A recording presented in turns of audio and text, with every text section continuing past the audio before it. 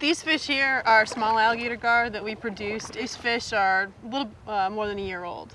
And we've got our brood stock, or their parents, further down in some of the other pens. This is the facility where we hold the fish and we actually spawn the fish. What is so important about garfish to our environment, and how do they affect other populations of fish, or, you know, what's their role? They're a top predator. So like any of the other large top predators like wolves, sharks, they're going to be important in controlling numbers of other populations. A lot of populations have seen dramatic declines in the last few decades, and what we're trying to do is increase our ability to produce fish for restocking purposes.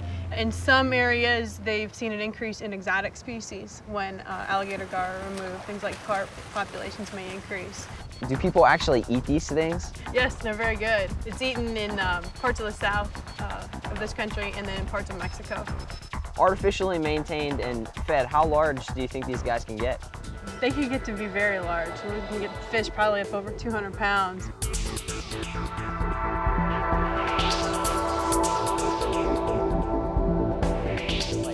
Dog food? What is this? It's actually a trout chow. It's a high-protein fish food, and since the gar are top predators, they do need a high-protein diet. Right, meat eaters. All right, I guess this is all or nothing.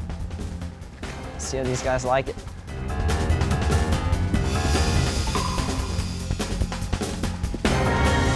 Okay, so Dr. Elise, we fed them, now what?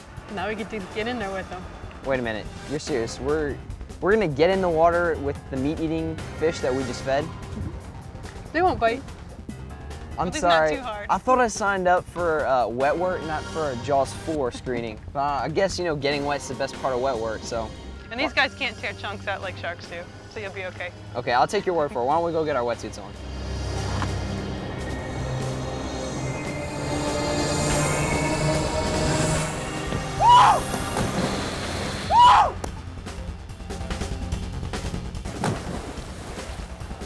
So take a look at these fish and just look at the general condition, see how they look.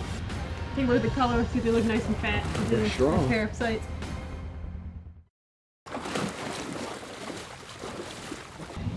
We'll give her a kiss. So are they like all males or all females? No, we've got both males and females in here.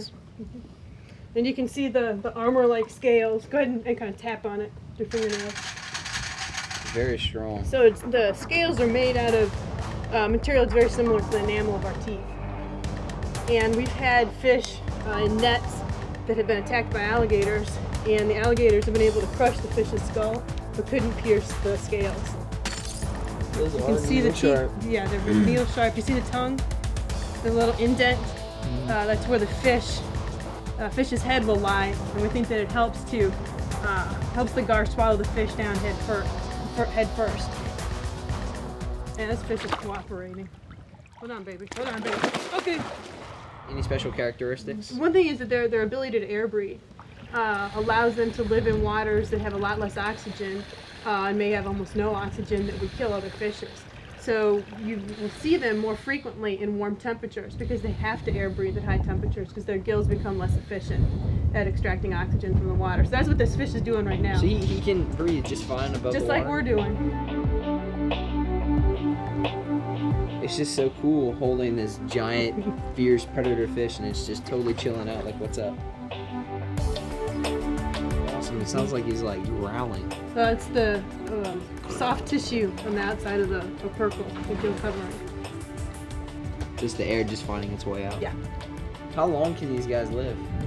We think maximum's up to about 75 years.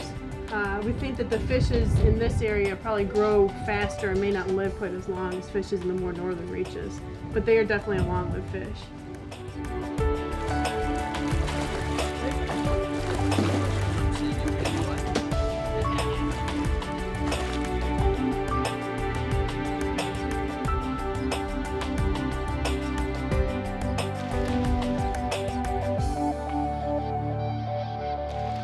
So I know we just went in the water and we examined the fish, we checked them for parasites.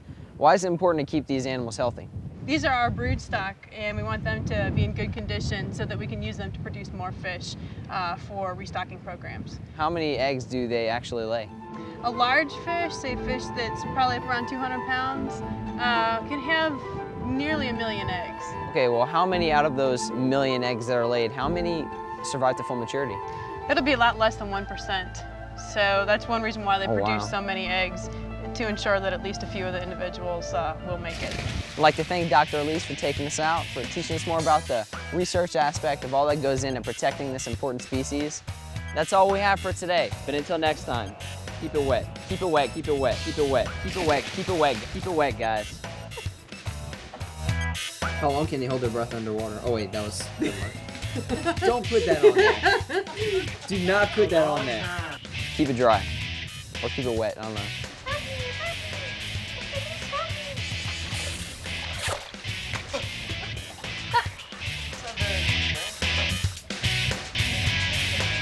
Where's Alex? Oh, there's his shoe.